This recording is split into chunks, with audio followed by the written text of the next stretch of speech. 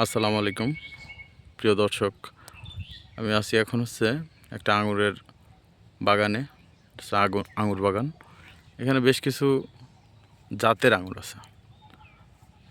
তার মধ্যে দেখেন একটা আঙুর থোকা থোকা, সেই মধু মধু রসমালাই, এরকম থোকা থোকা আঙুর। দেখেন কি পরিমাণ আঙুর ধরছে।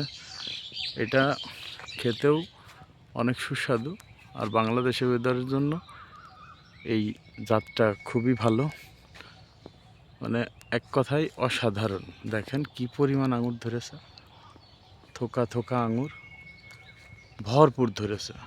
মানে এখানে এসে মনটা একদম ভরে গেল।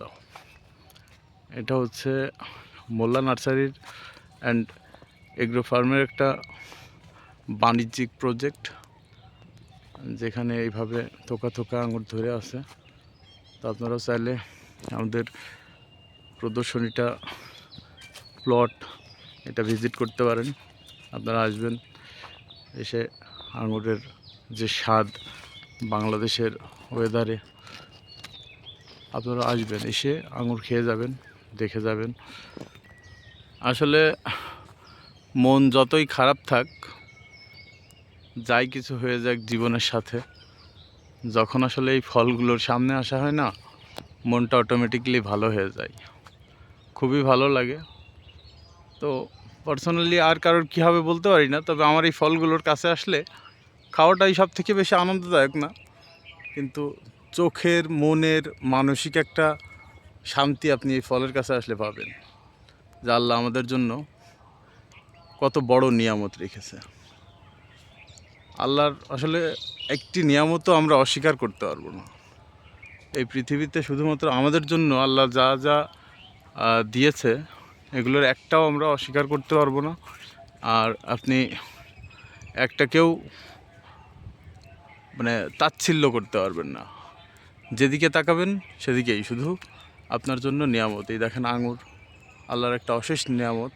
আর এটা বাংলাদেশের মাটিতে আগে হয়তো বা কেউ সেইভাবে সাহস পায় নাই, তবে গত 3-4 বছর 5 বছর যাবৎ বাংলাদেশের মাটিতে এই যে আঙুরের যে চাষগুলো হচ্ছে, এটা বাণিজ্যিকভাবেও খুব সফল। তো চাইলে আপনারাও এরকম আঙুরের বাগান করতে পারেন। এটা খুবই লাভজনক একটা ফসল, সঠিক পরিচর্যা আর একটু একটু কেয়ারিং, জাস্ট এতটুকুই করলেই আপনি মোটামুটি আমাদের এরকম ভালো ফলন, যে আমাদের দেখতে পাচ্ছেন থোকা থোকা, এই গাছটা একটু কম আছে, বাট আছে, থোকা থোকা আছে। চাইলে আপনারাও করতে পারেন। আশা রাখি আমরা আস্তে আস্তে সবাই দেশি বিদেশি ফলের চাষ করব।